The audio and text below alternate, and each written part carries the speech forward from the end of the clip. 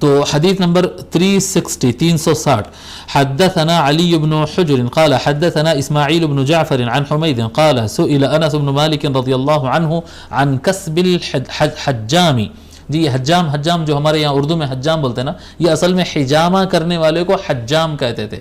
حجامہ جو شخص کرتا تھا اس کو حجام کہتے تھے، وہاں سے آیا یہ لفظ. یعنی پرانے زمانے میں ایک ہی ہوتا تھا، یعنی حلاق اور حجام تقریباً یہ ایک ہی لوگ جو ہے یہ سارے کام کر لیتے تھے. فصل بھی کرتے تھے، حجامہ بھی کرتے تھے، سر کے بال بھی نکالتے تھے، ناخن بھی کاٹتے تھے. یہ ایک ہی ٹائپ، یعنی اتنا اسپیشلائزیشن اتنا زیادہ نہیں تھا اس زمانے میں. تو وہ حجام آج تک لفظ چل رہا ہے لیکن کٹنگ کے اس میں آ گیا. اصل میں حجام کپنگ کرنے والے کو کہتے ہیں. تو حضرت انس بن مالک رضی اللہ تعالی عنہ سے پوچھا گیا کہ حجامت کی کمائی کیسا ہے. حجام جو کماتا ہے، اگر کوئی حجامہ یعنی کپنگ کا علاج کرے، کسی کا خون نکالے اور اس کے بدلے میں معاوضہ لے، فیس لے، تو کیا یہ جائز ہوگا یا ناجائز ہوگا؟ فقال انس، تو حضرت انس رضی اللہ تعالیٰ نے فرمایا احتجم رسول اللہ صلی اللہ علیہ وآلہ وسلم حجمہ ابو طیبہ فامر له بصاعین من طعام. ٹھیک ہے، حضرت انس رضی اللہ تعالیٰ عنہ فرماتے ہیں کہ رسول اکرم صلی اللہ علیہ وآلہ وسلم خود کا حجامہ کروائے، جی حجامہ کپنگ کا علاج کروائے. اور ابو طیبہ ایک شخص ہے جن کے بارے میں ابھی لکھواؤں گا میں. تو ابو طیبہ نے حضور اکرم صلی اللہ علیہ وآلہ وسلم کو حجامہ کیا، حجامہ ابو طیبہ نے کیا، اور حضور صلی اللہ علیہ وآلہ وسلم نے 2 صاع کھانا ان کو فیس میں ادا کیا.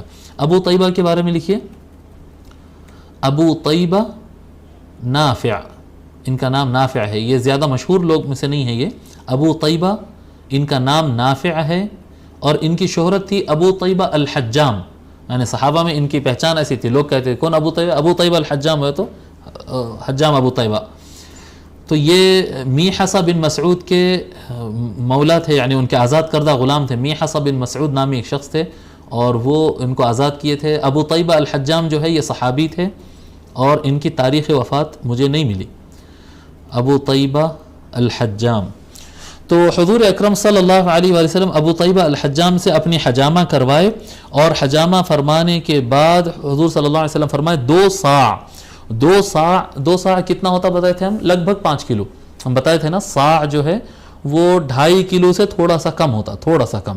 تو 2 صاع یعنی قریب 5 کلو کھانا ان کو دینے کا حکم فرمائے. فیس میں ان کو 2 صاع یعنی قریب 5 کلو کھانا. اب اس میں چاول دیے ہوں گے، گیہوں دیے ہوں گے، کھجور دیے ہوں گے. قدیم زمانے میں یہ طریقہ تھا کہ فیس میں جو ہے کھجور دے دیتے تھے یا گیہوں دے دیتے تھے، جو دے دیتے تھے. تو 2 صاع جو ہے ان کو کھانا دے دیے. وَكَلَّمَ أَهْلَهُ فَوَضَعُوا عَنْهُ مِنْ خَرَاجِهِ. اور اس کے بعد کیا کیے، وہ اصل میں کسی کے غلام تھے نا، بعد میں آزاد کیے گئے تھے. تو وہ کسی کے غلام تھے. تو غلام کا سسٹم یہ ہوتا تھا، جب غلام کو آزاد چھوڑا جاتا تھا کمانے کے لیے تو اس کو کہا جاتا تھا کہ تم جاؤ کما لو، میرے کو لا کر اختتام پر اتنا دے دینا. یعنی روزانہ میرے کو اختتام پر دن ختم ہوتا نا تو لا کے میرے کو اتنا دے دینا، اوپر جو کما لیے وہ تمہارا، ڈیلی میرے کو اتنی فیس لا کے دے دینا. تو وہ ایسا ہی تھا. یہ ابو طیبہ الحجام کا قصہ ایسا تھا. تو حضور صلی اللہ علیہ وآلہ وسلم ان سے پوچھے کہ بھئی تمہاری فیس کتنی ہے تمہارے خاندان میں، تمہارے مالک کو کتنے دینا رہتا؟ تو انہوں بولے اتنا دینا رہتا. تو حضور صلی اللہ علیہ وآلہ وسلم ان سے بات کیے اور بات کر کے ان کی فیس بھی کم کرا دیے. یعنی اونر سے بات کر کے بولے کہ بھئی غریب آدمی کام کر لے رہا، اتنی فیس مت لو اس سے. تو حضور صلی اللہ علیہ وآلہ وسلم اس کی فیس بھی کم کرا دیے اور 2 صاع کھانا اس کو جو اس کی فیس تھی وہ مکمل فیس ادا کر دیے. وقال ان افضل ما تداویتم به الحجامہ. حضور صلی اللہ علیہ وآلہ وسلم ارشاد فرمائے، یہ کام کرنے کے بعد حضور صلی اللہ علیہ وسلم فرمائے سب سے بہترین علاج جو تم کرواتے ہو نا، دوا بطور دوا کے علاج کے تم اپنا علاج کروانے میں جو کام کرتے ہو، جتنے کام کرتے ہو ان میں سب سے اچھا علاج حجامہ ہے. حجامہ بہت اچھا علاج ہے. او ان من امثل دوائکم الحجامہ، وہی بات دوسرے الفاظ میں کہ سب سے بہترین دوا تمہاری جو ہے حجامہ کے لیے ہے. تو تمہاری دوا جب کہے آقا صلی اللہ علیہ وسلم، اس سے اطباء یہ بتاتے ہیں اور حکماء اس کا معنی بتاتے ہیں، تمہاری دوا جب فرمائے تو مطلب حجاز کی سرزمین والوں سے یہ فرمائے. اس کا امپلیمنٹ آپ لا کے رشیا میں کر دیں گے یا ہندوستان میں کر دیں گے تو ایسا نہیں ہوتا. ہو سکتا ہے یہاں پر بھی وہ افضل ہو، لیکن آپ کسی ڈاکٹر سے مشورہ کر کے، حکیم سے مشورہ کر کے کرا سکتے ہیں.